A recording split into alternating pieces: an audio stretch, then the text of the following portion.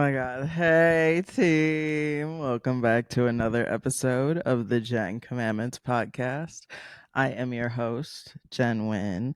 I'm an engineer currently working in Wisconsin. I grew up in the Chicagoland area and I went to college in Michigan. Holy fuck. Hey, it's been so long. I don't think we've had like an episode where I'm just sort of talking at you. God. God, since I probably talked about my family, since I opened up about that, I don't even remember when that episode came out, dude. You guys have gotten like so many interviews lately. I've been traveling all over the place. Reconnecting with some of my favorite people in the world, dude. Like this summer is coming to a close. Like I the air is starting to get cooler and stuff, you know. And I don't know. I think we'll get I don't know. Wisconsin sort of doesn't get that second, you know how in the Chicagoland area you get that second wind of like heat in like early September and then it gets cold all of a sudden. Like at least up in here, up in this the Green Bay area, the Fox Valley area, um we don't get that second stretch as much. We might have a couple more warmer days, but it's starting to be fall. It's starting to be fall, y'all. Oh my god, I'm so excited. I've already like started to get my Halloween decorations out, and like I'm throwing a little get together this year. So I'm starting to plan for that, starting to make sure that like I have my costumes in line. Like I love Halloween and I love fall. So I am so excited um to sort of just like lock in the next couple months. I'm definitely gonna be in the house bored the next couple months because I was outside this summer. Um and I don't know, man. I've also released YouTube videos. Holy fuck. I was missing talking to you guys, but I knew that I had interviews out, and so or that I wanted to come out. I love all the interviews that I did. I will get into that a little bit later, and I don't know. It just and not even a lot of people listen to this podcast, but enough people of influence and like not influence even, but like I know that this is being watched. Do you know what I mean? And so I want I just want to have a space. This is my journal, and so this has always been my space to, and that's so crazy because I know that people perceive it and I know that people um listen to it, and like you're like, how can this be your journal if you're okay with people listening to it? And I'm like, yeah, I guess that I didn't really, I thought about that, I knew that, but like I don't know, you know. Like yeah, so I don't know. I switched up content a little bit. I'm playing around with some things. I like to keep it funky fresh, really, really liven up what I'm doing here. Like being creative it's such a hard endeavor. Well, and it's such a personal and vulnerable endeavor. Where like the idea that I know that people will perceive this. Yes, I think about that, but while I'm talking and while I'm just doing and this is not, I guess this is art, but it's not like art, but I don't know. It's just sort of my creative endeavor. And so the fact that the stuff that I can say here, I now know.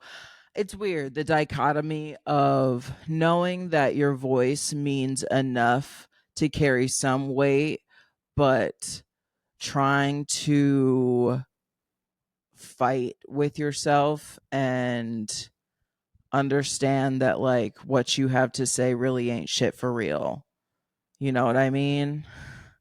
So like making sure that you keep those checks and balances together while you're speaking into a microphone. It's a lot to figure out, and it's a lot to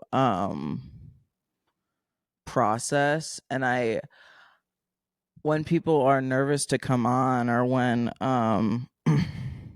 we talked about this week after week, I don't know why I keep talking about it, just because like it comes up, like when I hang out with people and that sort of thing, when we talk about whether or not they would be willing to come on the podcast, it is always a little bit of like a very like and not like tense for real. I don't care whether or not people want to come. Like, I know that this is my personal creative endeavor, and I love the people that I love so much. So of course I would love to have them on, but like I also know that this is not everybody's creative endeavor. And so like I don't what was I even talking about? Oh, the like keeping it all, trying to figure out the right way to say things sucks.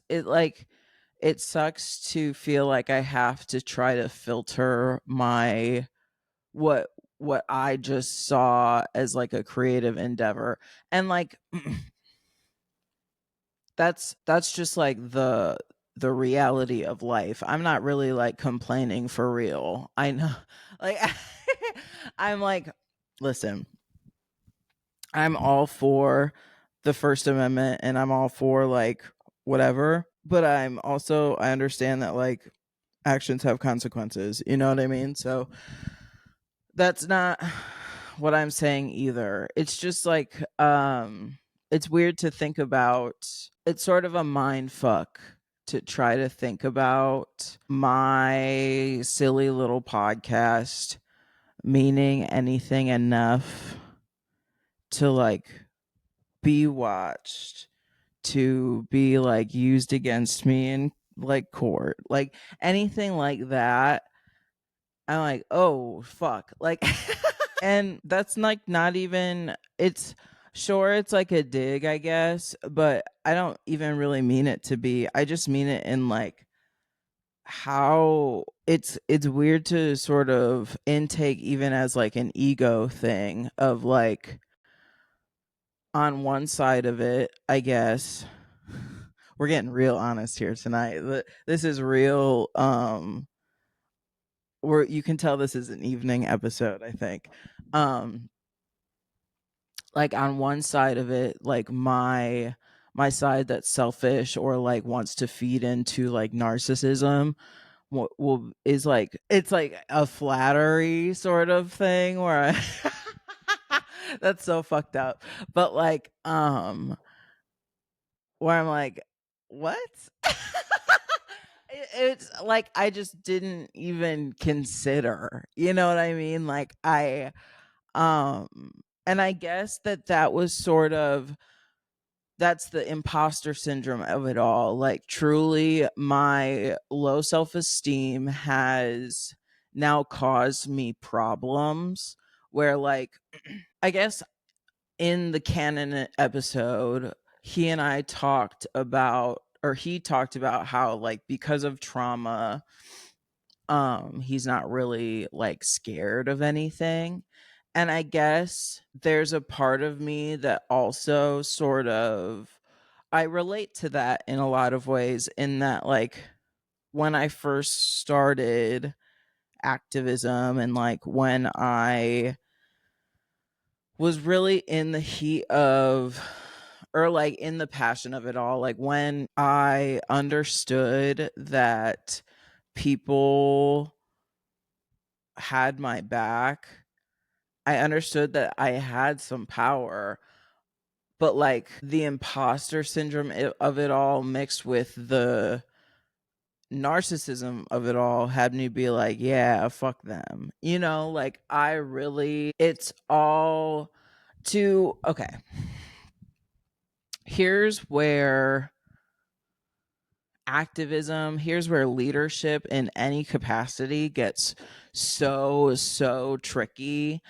Um, and like any person who's ever felt leadershipy at all and like can be really honest with themselves should understand that like part of you likes that power or else you wouldn't seek out that role. You know what I mean? And so you really need to keep a close eye on that part, the part that is seeking that validation or power, whatever is driving the force that makes you want to be the like the like spearhead of a movement.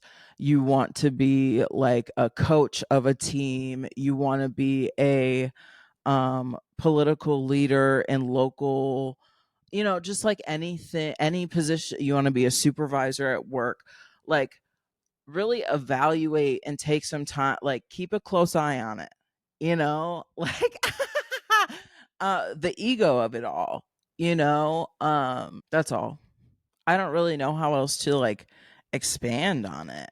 I just, with the like reflection of the things that are going on in my personal life, and then just like reflecting on what the last few years have looked like for me, of the reasons why I'm combative, the reasons why I have these very specific walls placed.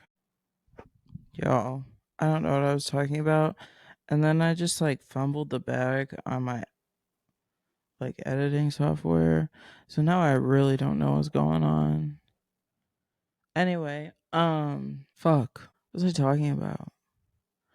I think I was talking about like unchecked power.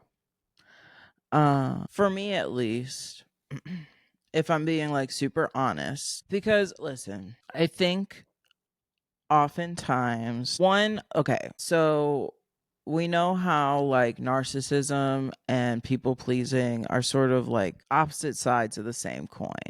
Like they're opposite sides of a spectrum, I guess is the better way to put it, right? Where narcissism is like extreme um care for oneself over whatever, and then people pleasing is like the opposite of that, whatever, me mansplaining. And so I think because one is much more socially acceptable, like it is much more socially acceptable to be like, I'm a people pleaser, right? That we're much more willing to accept those parts of ourselves than we are the narcissist parts of ourselves. But I do believe that most people embody both traits every once in a while, right? And I don't think that it obviously that it's on purpose. And I think that if you're looking, if you're listening to this and you're like, well, I would never, one of the most prominent signs of narcissism is like not thinking that you're one, right? People always would be like, the main reason why you're not a narcissist is because you think you're one.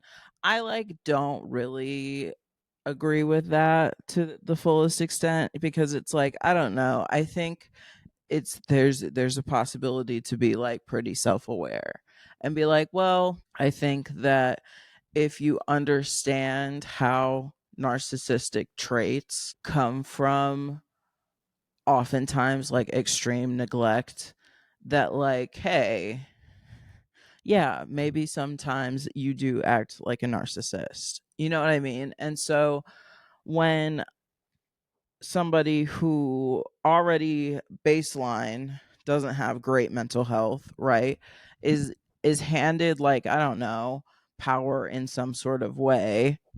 And like not great mental health is like it not to be used as like a cop out or an excuse, just like the reality of what it is.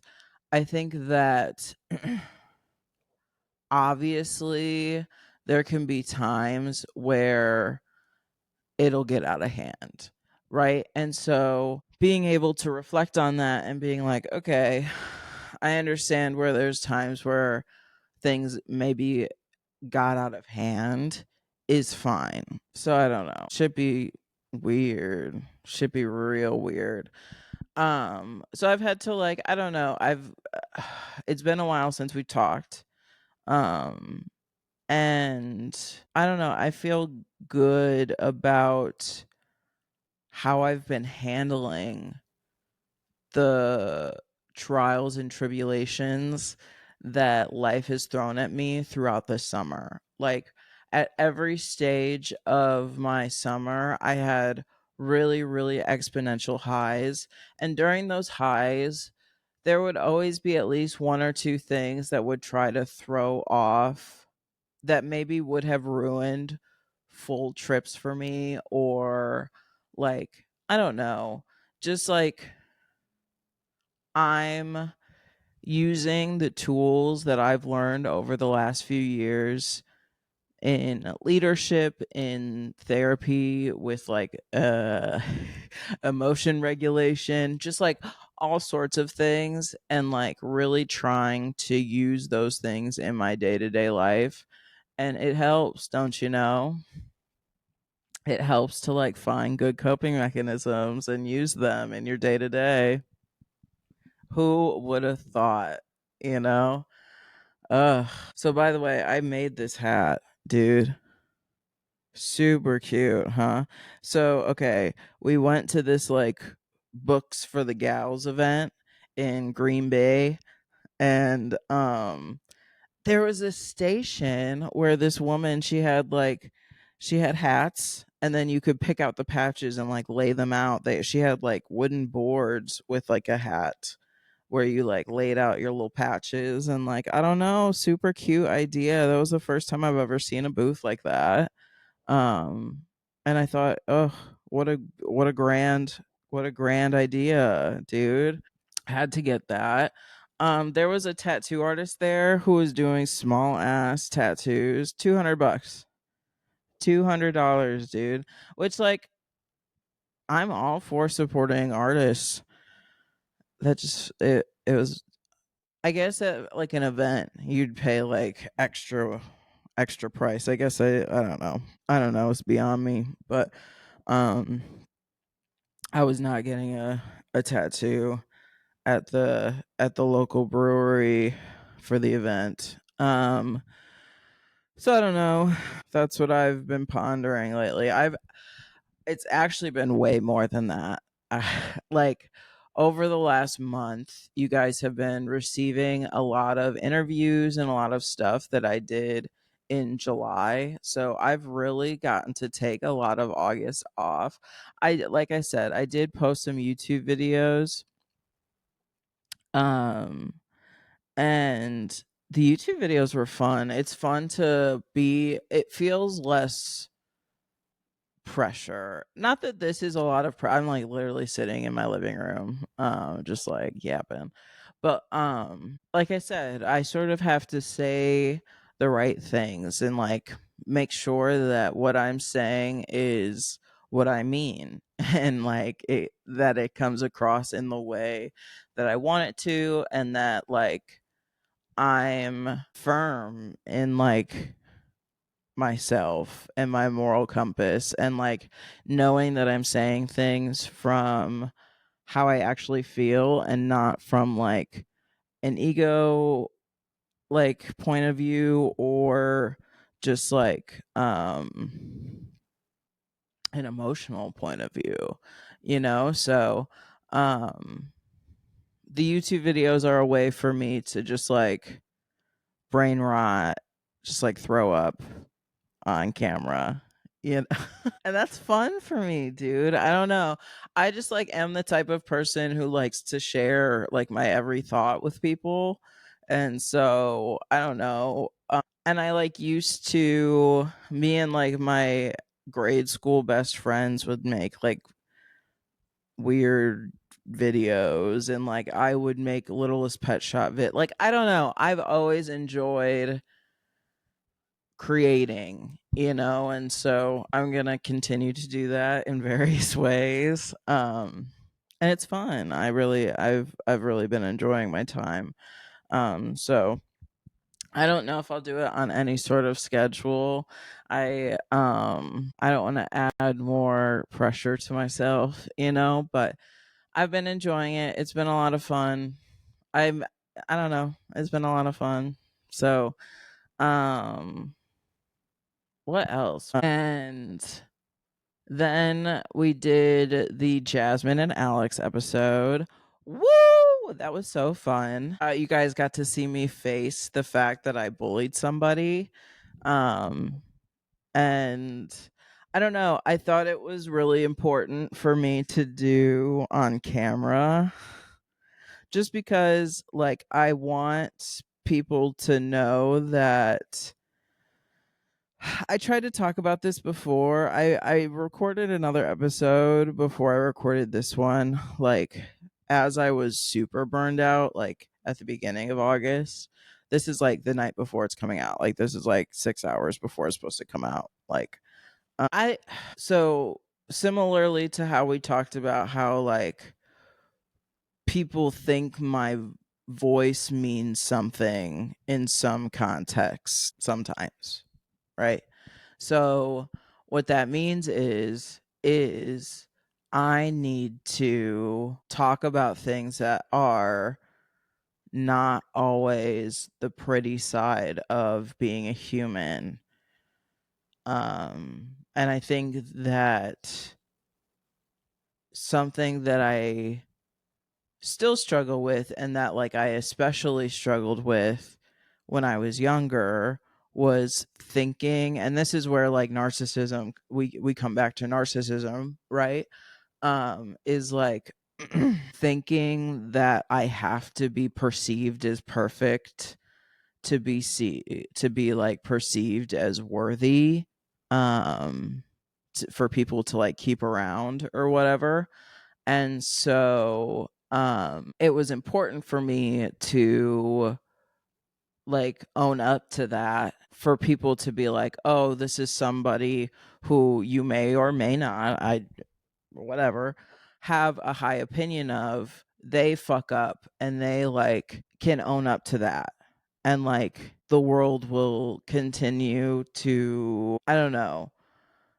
I just want to like make sure that it's established that like I'm fucked up. And I be fucking up, and I'm going to continue to fuck up. And like there should be no expectation of me that does not include me fucking up sometimes. And any relationship that you have with anyone, whether it be parasocial or just like actual friendship or romantic intimacy or whatever, I don't think it's realistic for you to be like, they should never fuck up, I guess. Or like, I should never be upset with them ever. Or I should 100% agree with everything that they say or do. Or, you know what I mean? And so, I don't know. That was just, for my ego of it all, I really wanted to, I needed it, like I don't know. And I guess to a certain extent it still feels selfish then now too. Anyway, we don't need to get into the weird shame spiral of it all right now. But that's, I don't know. And then like I don't know, it's okay to own up to shit. I think another thing that I thought would be of interest by owning up to something like that on like camera is like If you still think about things from like when you were a kid, I don't know, for me, if somebody came to me like, I don't know, 10 years later and was like, "Hey, I still sometimes think about this thing. I want to like come back and apologize for it or whatever." I would be like, "That's real. Thanks for that." Or whatever. Cuz like, I don't know, before the episode started, me and the group sort of discussed bullies, that sort of thing in general. And like, I had like a bully. I didn't really have a bully till high school. This is something that I'm unpacking right now in therapy, actually. Like, the only bullies that I really ever had were in high school, and like, they were actually like my boyfriend's siblings. And like, I didn't really talk about my I've never really talked about my relationship that I had throughout most of high school.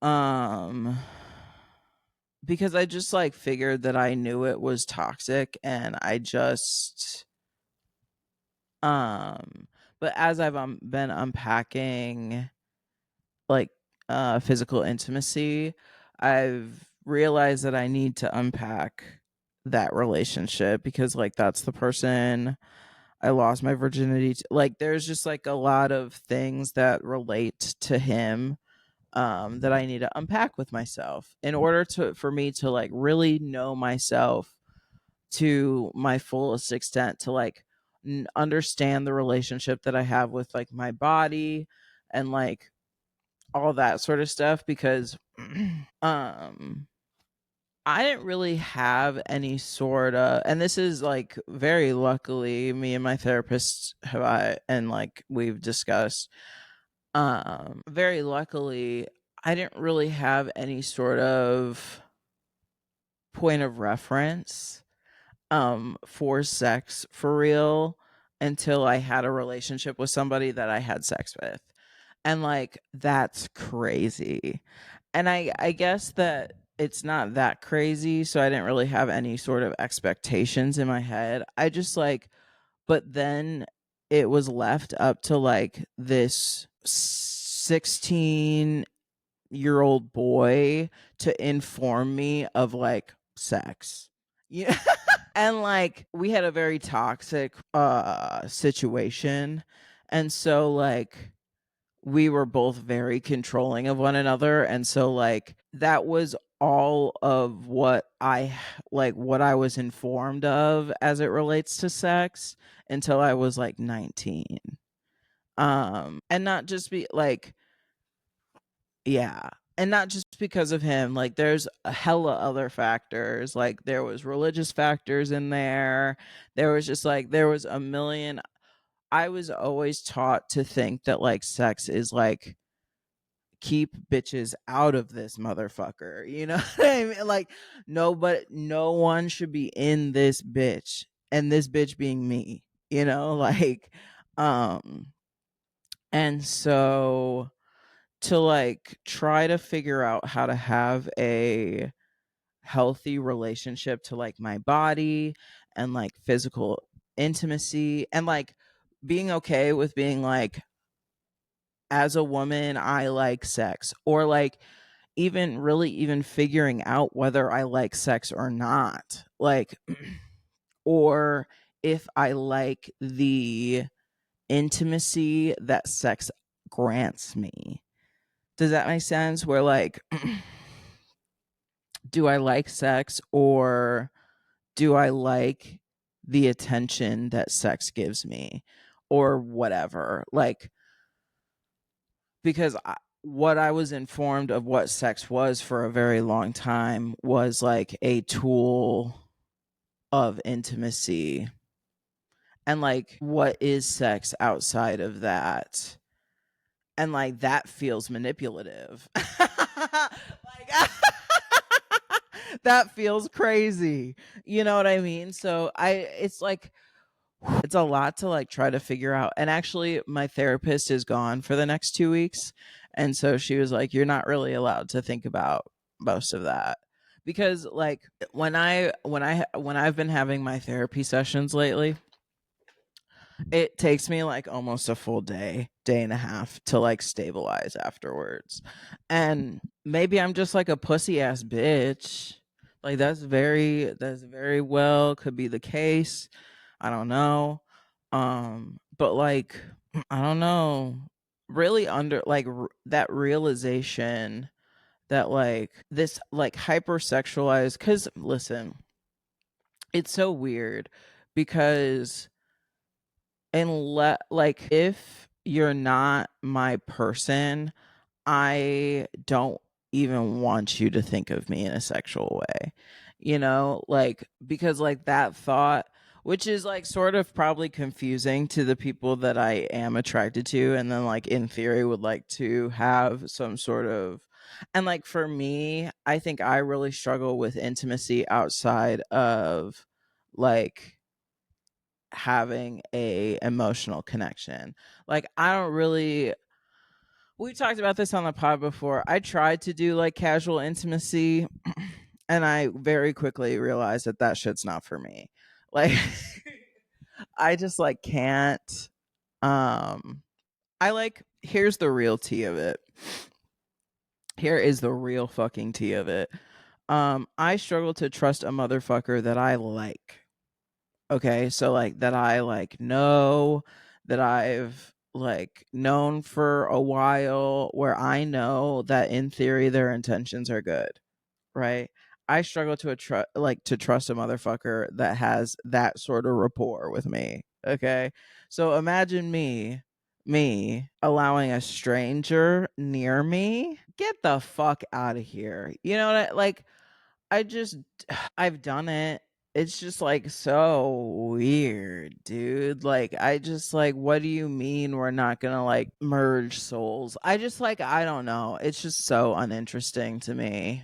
Um and that just like ruins the whole purpose, I guess, to me. That's like, I think as much as it might make me like a prude or whatever, I think that's where I'm really really grateful for my Christian upbringing, because like as much as it was centered around shame for me for a really long time, and like still I'm trying to unpack like how much sex is centered around like shame for me. However, I do think the stressing of like how much, at least to me, that like sex is like a soul exchange, um at least the way that I listened to like the way the Bible or the way that sermons were presented to me and whatever, um is that like that shit's important and it's just like soul exchange or whatever. And so I don't know, I'm very strict, and so I don't know, it's so hard to unpack. That's what I've been unpacking this this August. That's what I've been doing. While y'all have been listening to cute little interviews, I've been unpacking some of the most traumatic times of my life. And as I should, like it's about time. I had never even really unpacked with a therapist that like I, to the extent that I struggled with like extreme emotions and like depression in high school. Like um yeah, it's just it, I had never really talked to a therapist, or I don't know, there's very few people who really understand to the extent that like my everything during that time period was insane. Like everything during that time period was insane. And so I'm figuring all that out and figuring out like how I can move forward now and be like, okay, these things happened to me. Um and for most of my life I have not taken the time to unpack them. I've just sort of kept them hidden and never really tried to address it. and then just like sort of have outbursts. And then people are like, hey, where the fuck did that come from? And I'm like, truly, I don't know. I know that I have an idea of where it comes from, but I don't know. And so to like truly get to the root of a lot of these things, like I know that it feels like I've been like harping, at least to me, like to my inner shame. It feels like I've been harping on sort of the same things over and over and over again for years and years. But we're talking about like the most formative years of our lives, and like truly how I perceive love has a lot to do with like what I've experienced. And like the things that I've experienced have been so wrapped up in trauma. And like, not to give us all grace, like for many of it, like we were kids and or very young adults, and so like, hey, let's cut us some slack. But like I dealt with some crazy shit, you know. And I'm just now in a place where I can like unpack it all on a table. Like imagine I'm unpacking it all on a table, and just like truly being able to look at it and see it for what it truly is, instead of just like holding it in there in my luggage, in my baggage or whatever, and just like not knowing exactly what it is, but knowing that it's fucking heavy, right? I'm finally being able to like look at it and being like, oh, that's what I've been carrying all this time. Like, holy shit. You know, like, and it's kind of cool. I like, it's not as sad now. Um, it like, it's both not as sad and like three times as sad, because like looking back now, I'm like, oh, that was all happening to like a little girl. And she wasn't like a little girl, but like, you know what I mean? Like that was all happening to like a teenage girl, in addition to like all sorts of other stuff, you know? And that's certainly sad, but it's also like I'm like, oh, it was just boys doing boy shit. Not boy shit, but like it was, and not to be like boys will be boys about it, but like I ain't never got to interact with them motherfuckers again if I don't want to. And like that's the revenge, or it doesn't even have to be revenge. That's the end all of it all, is like that time of our lives, though it is very influential on how you perceive yourself and all those things, ultimately it is such a small percentage of your life that will never really fucking matter again if you don't want it to, and if you don't let it. And so like, I don't know, man. Yeah, I'd be flinching at like sex sometimes. I'd be like, oof, that shit scares me a little bit. And I'm gonna work through that, because like that's such a small percentage, you know? It's rough. It's rough out here. I don't know, man. I'm sort of tired. And I still gotta edit this. But I am finna go watch the Love Island reunion after this while I edit. I'll probably watch them both at the same time, which is a little fucking ridiculous, but that's who I am inside. You know what I mean? You know what I mean, baby? There's like 10,000 other things I want to talk about, but I'm tired. So, any hoozles, love you guys so bad. Um, can't wait to talk to you guys some more. And I promise I'll have more energy. I just like needed to get something out, and this is what I have time for right now. So, but I am so excited to talk to you guys more. So I love you guys. Bye.